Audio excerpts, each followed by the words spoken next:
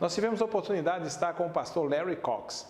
Larry Cox, ele é um missionário, hoje ainda na ativa, mas há muitos anos atrás ele foi, por exemplo, o vice-presidente da Junta de Richmond, na nossa IMB, ou seja, a nossa Junta de Missões Mundiais nos Estados Unidos. E hoje ele é um dos diretores mundiais da Life Shape. E tivemos a oportunidade de ter um tempo com ele, uma boa conversa, onde nós falamos de evangelismo, discipulado, plantação de igreja e liderança de uma maneira geral. Falamos um pouco sobre o legado dos missionários americanos aqui na igreja brasileira e nós temos um pouco dessa história para compartilhar com você. Assista conosco agora nossa entrevista com o pastor Larry Cox, missionário americano.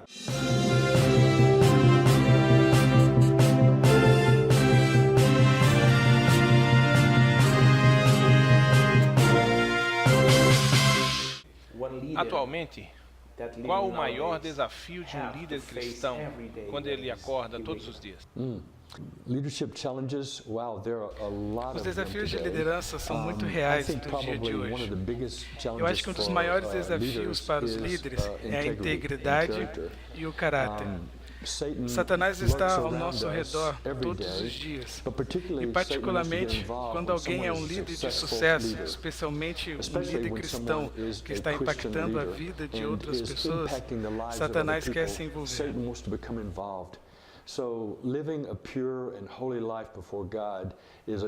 O desafio é, como líder cristão, para viver uma vida pura e santa a cada dia, e dia após dia, pedir a Deus que guie cada passo que tomarmos, preservando nossa vida santa e pura, para não cairmos em pecado.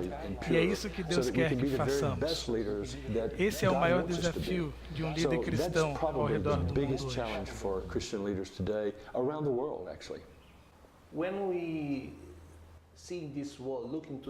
Quando nós olhamos para esse mundo e pensando em plantar igrejas e desenvolver líderes, qual o papel do pastor da igreja local nisso? E qual a sua relevância para que a sua igreja reproduza?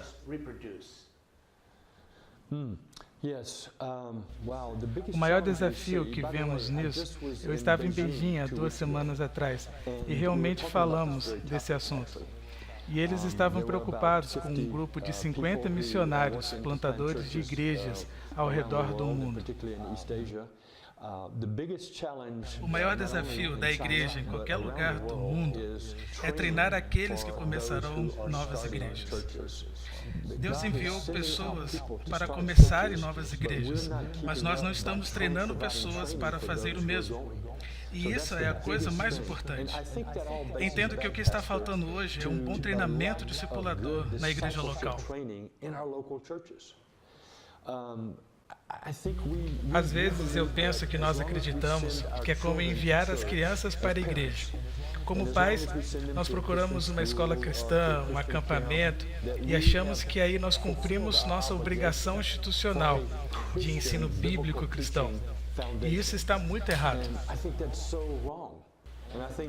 Eu digo, olha, Deus vai perguntar a cada um desses pais: por que você não ensinou a Bíblia dentro da sua própria casa? Por que você não orou na sua casa? Por que você não leu a Bíblia na sua casa? Porque isso é como um ciclo vicioso das pessoas andando longe de Deus. Porque nós não estamos trazendo as nossas crianças de casa da maneira certa. Nós estamos dependendo em tudo da igreja. A igreja é apenas uma instituição para apoiar o que fazemos desde casa, e nós precisamos cumprir toda a nossa obrigação como pais dentro de casa. É como se algumas vezes nós esperássemos integralmente pela responsabilidade da instituição. Exatamente, isso é uma desculpa para dizer, isso é o seu trabalho, pastor. Tipo, vamos para a igreja e todos os problemas são resolvidos. Eu acho que é como se fosse assim, se você tem problemas fazendo discípulos, você terá naturalmente problemas plantando igrejas. Exatamente, o problema que temos plantando a igreja é o problema que tivemos fazendo discípulos. Porque aqueles que vão plantar igrejas são aqueles que foram discipulados. Eles sabem, em teoria, como começar uma igreja, mas seus fundamentos são fracos. Demos para ele asas para irem plantar igrejas antes de lhe dar boas bases. Você não pode ir e voar. A águia não voa para fora do ninho até que realmente esteja pronta e preparada. A mãe deve dar bons fundamentos e ensinar coisas no ninho. E a Bíblia fala sobre subir como águias. E queremos ir e voar como águias, mas devemos dar o fundamento adequado. Esse é o nosso trabalho, essa é a nossa responsabilidade. Então, discipulado é o melhor caminho. O discipulado, o ensino e treinamento da Bíblia e a mentoria. Não devemos enviar um plantador de Então, igrejas tudo isso junto. sem que alguém ande ao seu lado para o ajudar.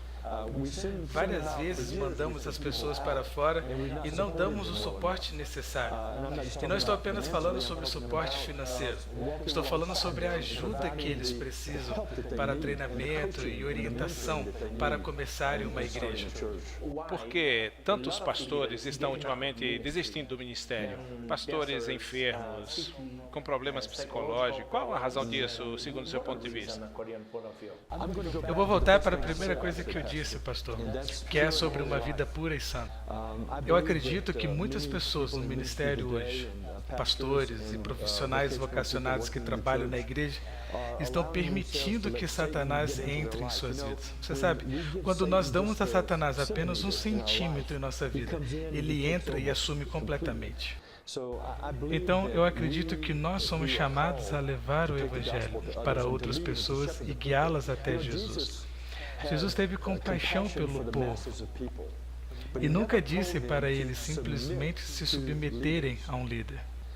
As pessoas deveriam se submeter ao líder porque ele anda com Deus e é modelo de como ser uma pessoa que ama Jesus dia a dia.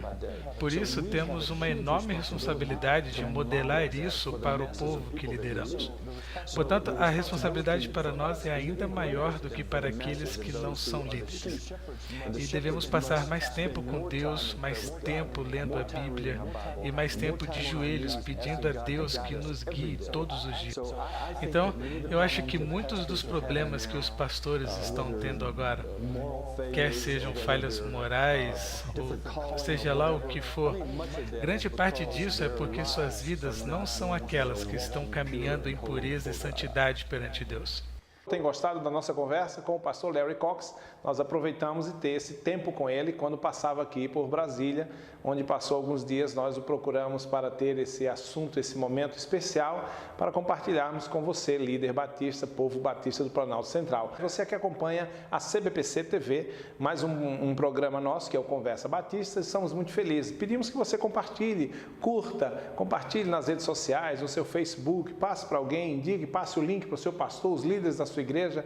Esse missionário é um missionário que por muito tempo contribuiu, continua contribuindo no aspecto da liderança, é um dos líderes, um líder batista da Junta de Missões Mundiais Americanas, vamos entender assim, da Junta de Richmond. Por muito tempo ele foi o vice-presidente e hoje é um líder, um dos líderes mundiais da Life Shape. Um homem que já esteve em mais de 104 países e uma pessoa muito especial, muita experiência missionária, de chão missionário, e está compartilhando conosco. Assista um pouco mais, nós estaremos falando agora sobre a reprodução de igrejas e o discipulado, a vida que o líder tem que viver no campo missionário. Compartilhe um pouco mais e assista conosco mais a segunda parte da entrevista com o pastor Larry Cox. O que você pensa quando nós falamos sobre relevância da igreja local? Se falarmos sobre mega igrejas, grandes igrejas, pequenas igrejas e até pequenos grupos, quanto à nossa influência na sociedade. O que você pensa sobre isso? Por exemplo, qual a melhor estratégia para esse mundo? Existia a antiga cidade de Corinto, na Grécia, onde sabemos o quanto era difícil para aquela igreja, porque havia tanto paganismo entrando em suas vidas. Então acho que hoje é muito parecido com a cidade de Corinto, quando Paulo e os seus seguidores estavam pregando o Evangelho ali. Eu acho que é mais difícil hoje, e possivelmente é porque nós temos tecnologia, porque nós não precisamos esperar por algo acontecer, acontece instantaneamente, o que complica as coisas mais para nós hoje, porque nós podemos perder pessoas por causa de um programa de televisão, cuja motivação não está certa. Eu acho que um dos maiores perigos que existe hoje eu vou chamar de falsos profetas. Existem reuniões na África e penso que na América Latina e no Brasil também, onde pessoas se intitulam profetas, dizendo que têm uma visão de Deus, e as pessoas estão seguindo e são falsos profetas. Eu também acredito que o evangelho da saúde, riqueza e prosperidade também fazem parte disso. Eu acho que isso não está certo. Isso não está ensinando Jesus, está ensinando outra coisa. Então, quais estratégias usamos de forma diferente? Eu acredito que a Bíblia nos dá uma estratégia muito boa na passagem no Novo Testamento, que diz que devemos ser astutos como serpentes e inocentes como pombas. Em muitos lugares do mundo de hoje, o Evangelho não é bem-vindo.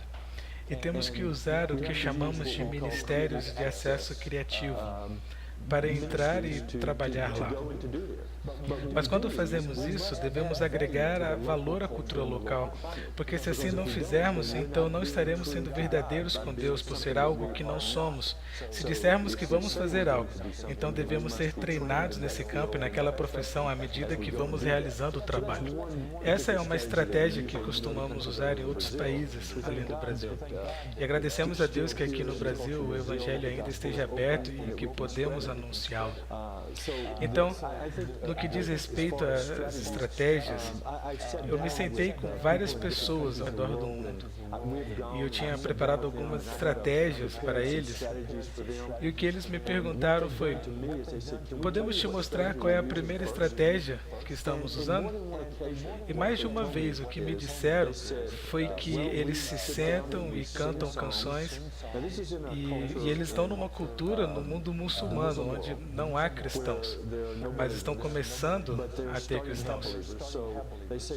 Então, eles dizem que se sentam e cantam canções e depois leem a Bíblia e então pedem a uma delas para ir com eles para outra vila. E então, eles sentam e cantam músicas e eu disse: bem, onde você conseguiu essas músicas? Eles respondem: nós cantamos músicas da Escritura e depois fazemos as coisas. Então eu pergunto: como você conseguiu essa estratégia?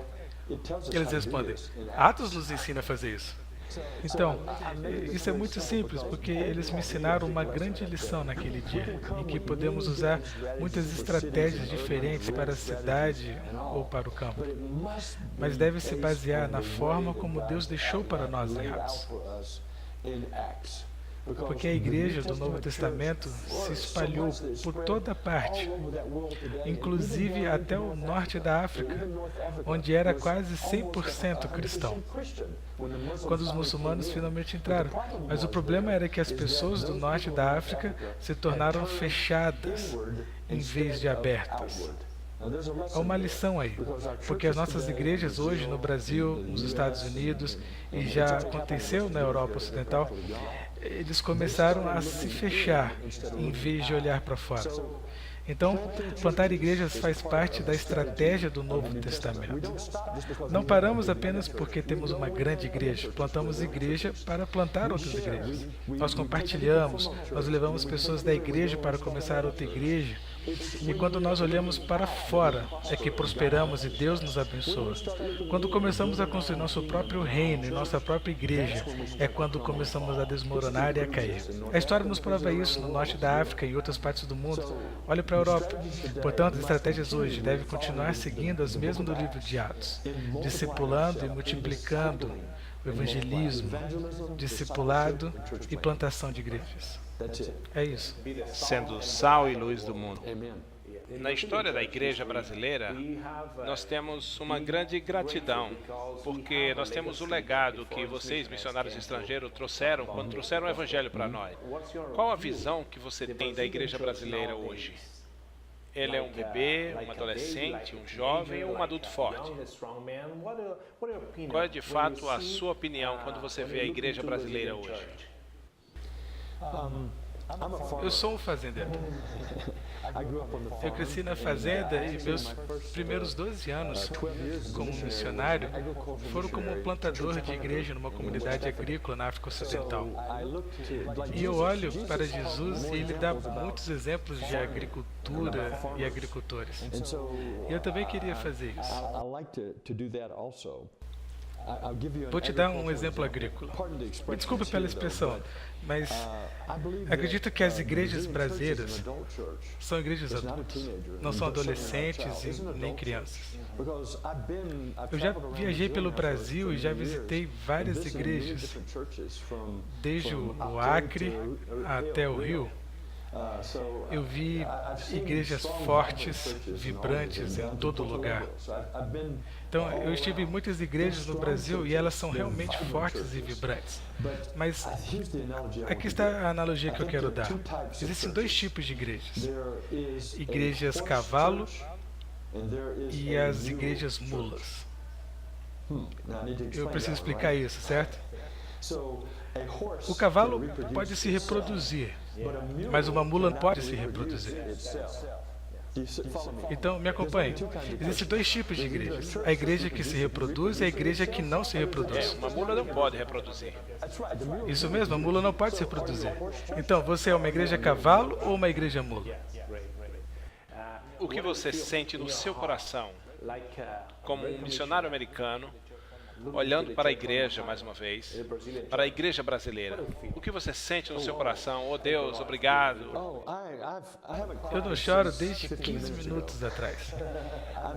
Eu estava em reunião com os líderes da Life Shape Brasil e um dos líderes estava compartilhando comigo o que Deus está fazendo com ele e o legado que está deixando para os seus dois filhos.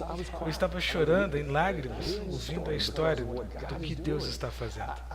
Eu amo os brasileiros. Eu gosto de tocar. Os brasileiros gostam de tocar. Eu poderia ser um bom brasileiro. Eu gosto de abraçar. Eu acho que os brasileiros são tão expressivos. Um pouco agressivos, mas eu gosto disso. Na minha história missionária, nós enviamos brasileiros para o mundo muçulmano. Nós viemos para o Brasil para recrutar nas convenções Isso é como um batistas. renovo para você. E então a gente enviava esses que foram recrutados aqui nas convenções batistas para nos ajudar no mundo muçulmano. Nós somos muito gratos ao povo americano. Eu sei que nós aprendemos de vocês como plantar igrejas, fazer discipulado e fazer missões de verdade. De fato, vocês nos ensinaram como investir em missões, fazer discipulado, e realmente muito obrigado por essa história. Eu estou certo de que os Estados Unidos hoje é uma nação abençoada, porque um dia obedeceu o mandamento de Deus. E eu agradeço a Deus na sua pessoa, agradeço a Deus uma vez mais, pelas igrejas americanas e pelos missionários americanos que há tantos anos atrás vieram e enviaram a mensagem do Evangelho para nós. Eu agradeço a sua pessoa. E eu queria dizer aos batistas brasileiros o quanto eu amo e aprecio vocês. Eu queria que a minha igreja na Geórgia tivesse o entusiasmo que eu vejo entre os brasileiros batistas quando estão adorando, na forma como expressam o seu amor por Deus e na facilidade em compartilhar o Evangelho. E essa abertura para compartilhar o Evangelho é tão encorajador para mim. O meu pastor, por sinal, foi um missionário no Brasil. Ele foi instruído no seminário em São Paulo. Então, o meu próprio pastor é fruto do trabalho batista brasileiro. Então, eu gostaria de dizer obrigado, muito obrigado. Deus abençoe vocês. Thank you, Roberto.